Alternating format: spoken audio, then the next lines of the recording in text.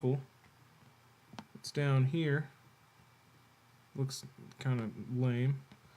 Alright, let's change it to right. Clear right. Down here, okay. Still kind of lame. Clear both.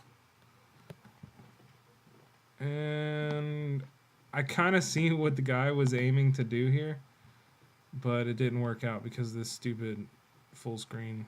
There we go. Alright, so this is what it's supposed to look like. So back to the editor, back to work. Save and submit the code because we know we got it right. Next, absolute, relative, and fixed positioning. This part is what I was talking about when I said that it was my favorite part of HTML, because this is the way, back in the day, we used to center things without like 5,000 tables. So check out the divs in the editor. They currently have static positioning, but we're about to change all that. Hit save and submit code to begin.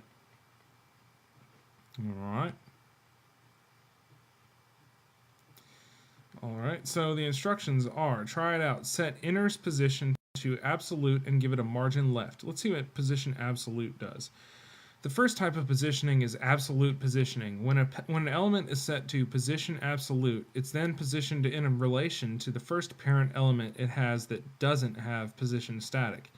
If there's no such element, the element with position absolute gets positioned relative to HTML. Really confusing, but I think part of my brain understands that. So to show you how this works, we've set the outer div to have absolute positioning. This means that when you position the inner div, it will be relative to outer. If outer had the default positioning of static, then inner would get positioned relative to the entire HTML document. Alright, so set inner's position to absolute.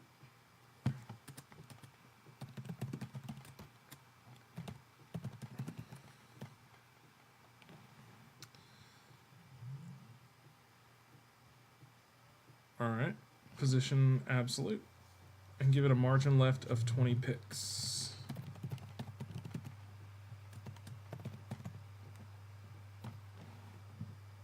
Okay. What if we did margin auto? Nope. Alright, cool. Margin left, 20 pixels.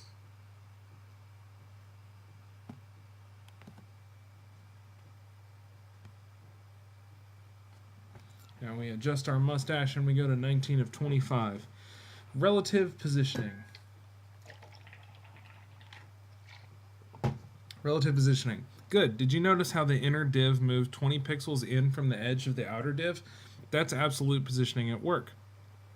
Relative positioning is more straightforward. It tells the element to move relative to where it would have landed if it just had the default static positioning. If you give an element relative positioning and tell it to have a margin top of 10 pixels, it doesn't move down 10 pixels from any particular thing. It moves down 10 pixels from where it otherwise would have been. Give it a try. Change inner's position to relative and give it a margin left of 200 pixels. Relative changes absolutely nothing. 200 pixels. Wow. That's so amazing. Alright, fixed positioning. Perfect. See? This positioning stuff's not so hard. Finally, fixed positioning anchors an element to the browser window. You can think of as it gluing the element to the screen. If you scroll up and down, the fixed element stays put even as other elements scroll past. Set inner's position to fixed and scroll up and down a bit. It stays put even as outer moves out of the frame.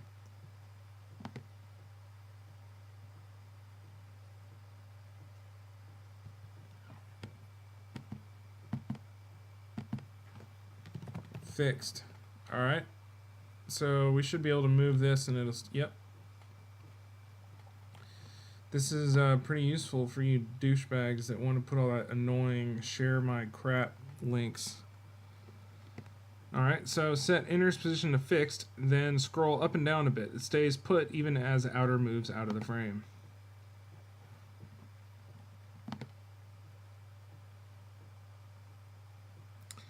Alright, great work. Take a moment to reflect on what you've done so far. When you're ready, hit save and submit code to prove yourself a positioning master. I will prove myself to be a slacker master.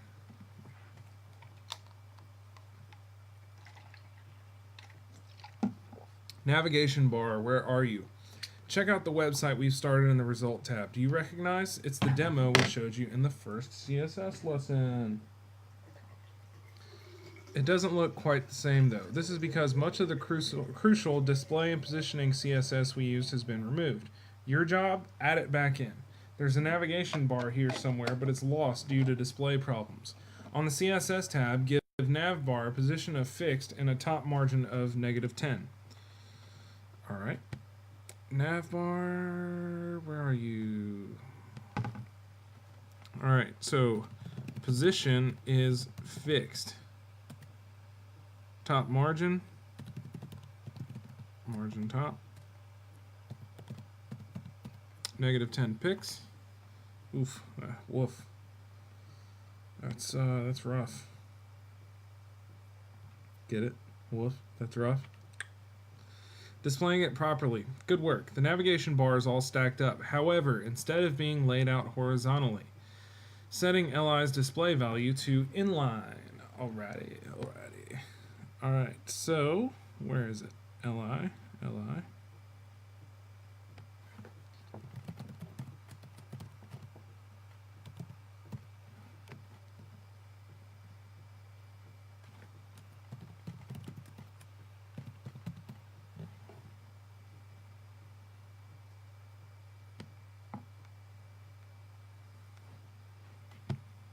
Man, I hope the next unit after this only has like 5 exercises. I don't know if I think it's like 8 parts or something like that, but I don't have another 25 parts in me. Floating right along. Inside the left selector, set float left and width 45%. Ooh, we hadn't done percents yet.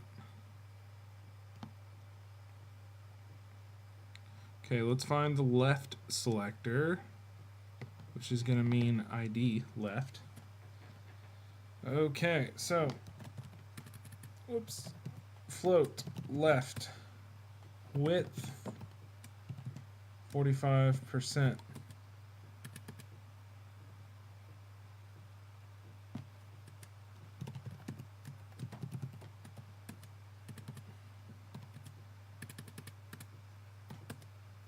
Float right and then width 45%. Footer, clear both.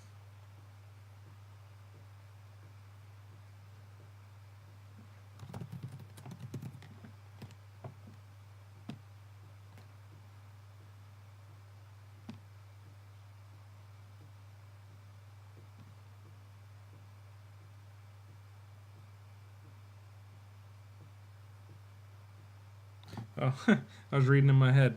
Speaking of practice, hit save and submit code. Oh, yeah. And we're going to remember to tweet it this time. CSS positioning, code achievement, badass motherfucker, unlocked. Oof. Skin's feeling a little bit flushed from the arginine there, but that's just the brain cells kicking in. No, it's probably my liver dying, but close. All right, so next course, build a resume. Oh fuck, we are so close. We are so close. Build a resume, part 1 of 8. Yes, sir. You've been using your CSS skills to style an eye-catching resume. You'll need to call your knowledge of CSS selectors, classes, ID margins, padding, blah, blah. Ready to roll? Click Save and Submit. So it's really 7 parts. On the HTML tab, create 4 divs. One with an ID of header, one with a class of left, one with a class of right, and one with an ID of footer. Okay, so they try to throw us for a loop there doing IDs and classes. So div ID equals header. Whoops.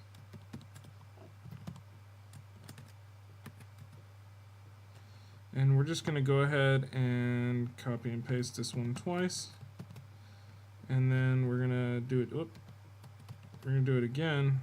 We're going to change this one to class. Then we're going to copy and paste this one.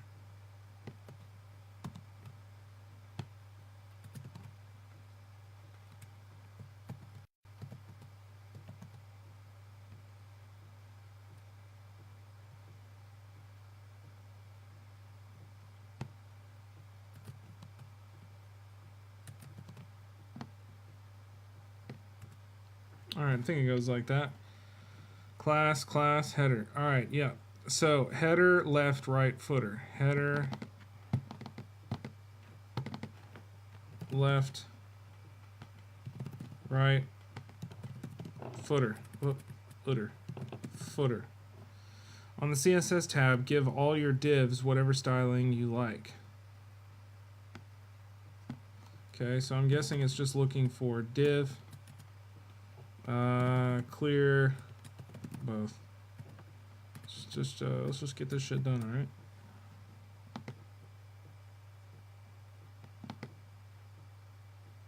Sizing and color. Give your divs a height, width, and background color. All right. Whoops. Height, 20 pixels. Width. Wait, you know what? Let's go for a little throwback. 31 pixels. 88 pixels. Anybody that was in the design community back in the day, back in the late 90s, early 2000s, remembers these little buttons that used to be on every website. They were 88 by 31. That was like the acceptable button size. So, give your divs a height, width, and background color. Background color. Even though we don't have to do it like that, we could technically just do it as background. Background is nice little shade of like a turquoise there.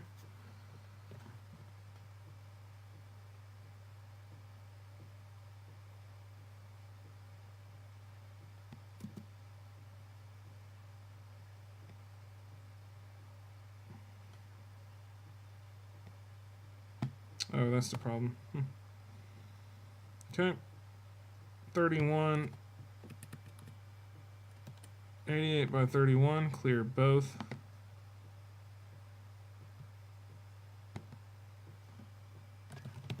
Clear none.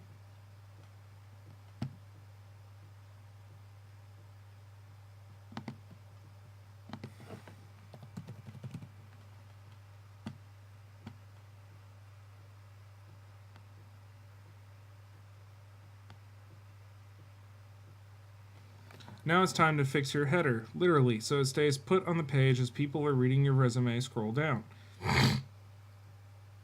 If you read the first exercise of CSS carefully, you'll see we snuck in a little trick for you, the z-index property. You can think of z-index, alright, yeah, so it's just layering. Give your header a position of fixed and a z-index of 1.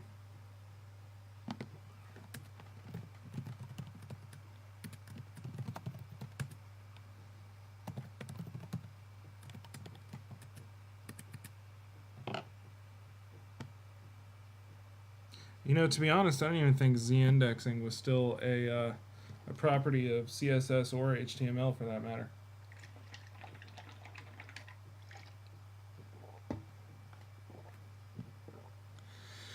Floating left and right. Excellent. Now your readers will always be able to see your header. Next up, float your columns to the proper sides. Float the div with a class of left to the left and the div with a class of right to the right.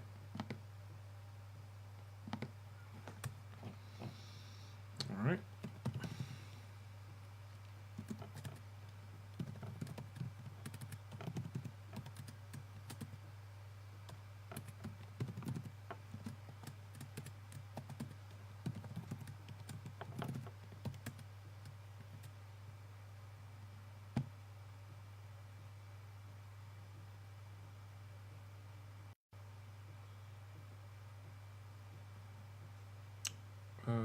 Yeah.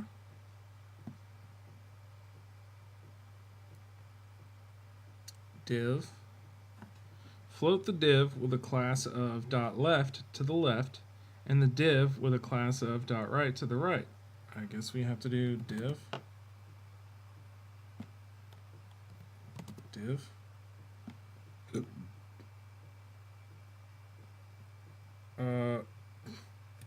Yeah. Is it that Zoom screwing things up again?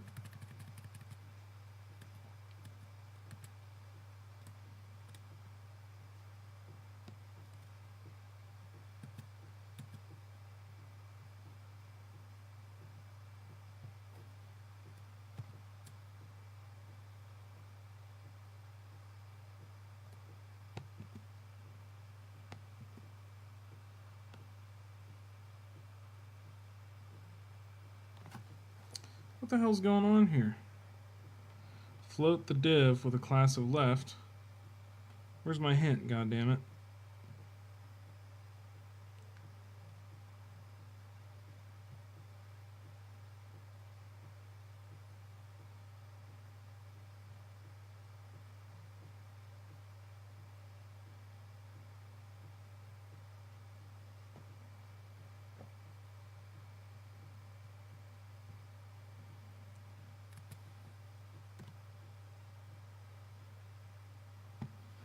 I wonder what other people have to say about this one.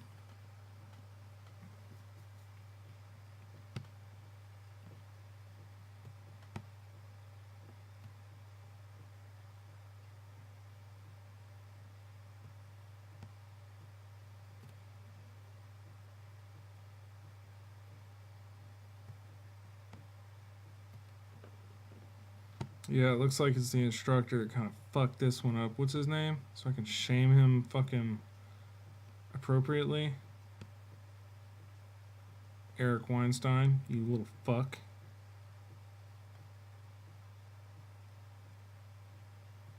Ah, their ID not class. Let's see what it does.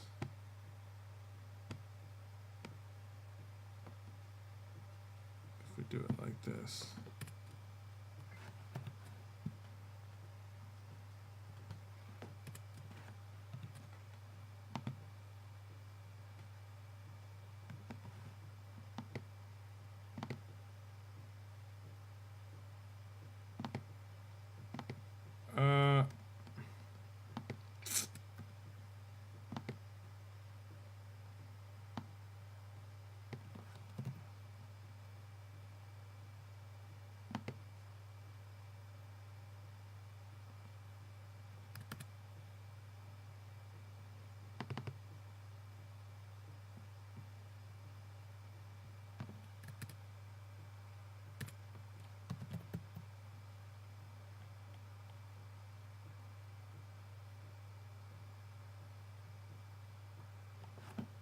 Huh.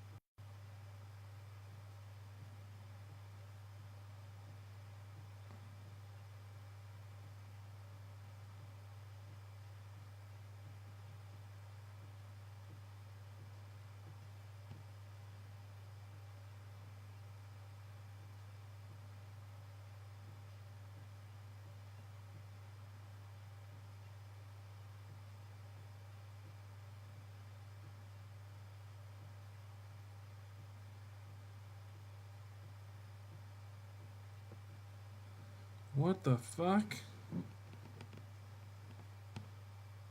What the fuck are these dipshits talking about? This has nothing to do with the actual problem.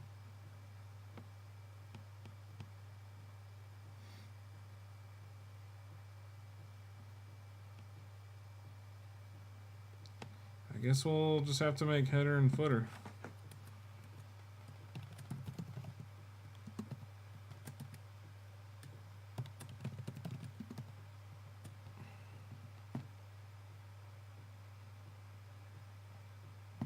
Oh my fucking god, dude. If we... What? And this one was supposed to be the short video.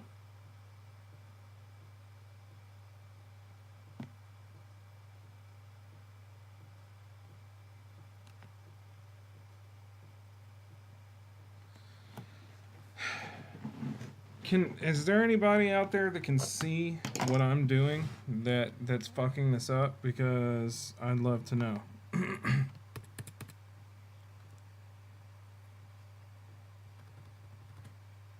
let's just start over from scratch. Okay, dot left needs to be floated to the left. Dot right needs to float to the right.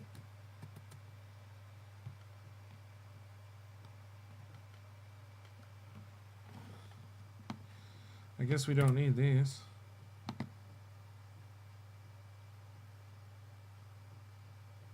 Is it because I put clear none?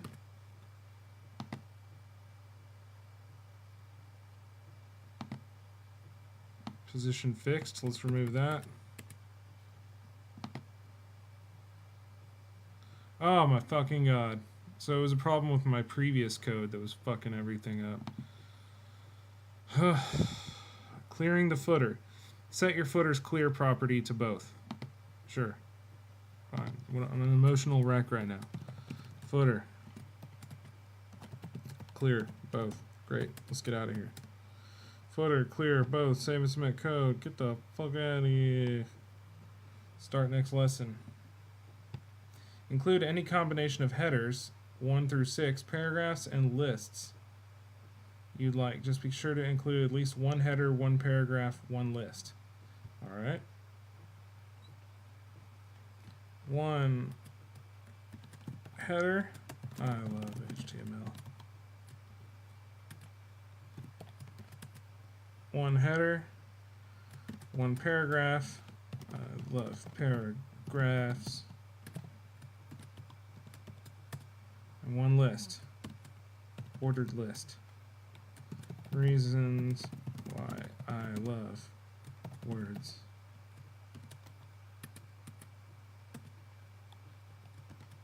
List item. Joke's on you.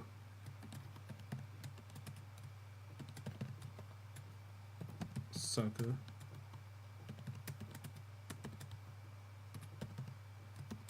I hate words.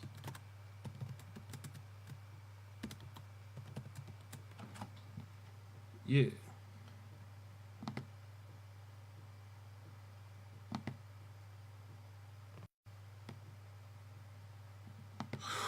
I can't believe we've made it. All right, congratulations. You finished this course. Build a resume. Code achievement. Tweet that shit like a bad motherfucker. Tweet. Close. All right, course overview. Oh, man. So I believe we're going to be doing JavaScript next. I'm going to go ahead and get this video chopped up and we'll be ready to start JavaScript. Let's take a look at the road plan there. The lesson plan, I guess you'd call it. We've done PHP. We've done HTML and CSS. Next up, shit, I forgot about these. All right, so next up, we're going to be doing JavaScript. After JavaScript, we're going to do jQuery. After JavaScript and jQuery, we're going to do Python because ultimately I think I'm going to settle on Ruby to build out my project, which was my whole reasoning for taking these courses. And I want Ruby to be the last thing I learn. That way it's really flexible. That way it's really fresh in my mind and it'll be like a little foundation that I can just kind of hit the ground running.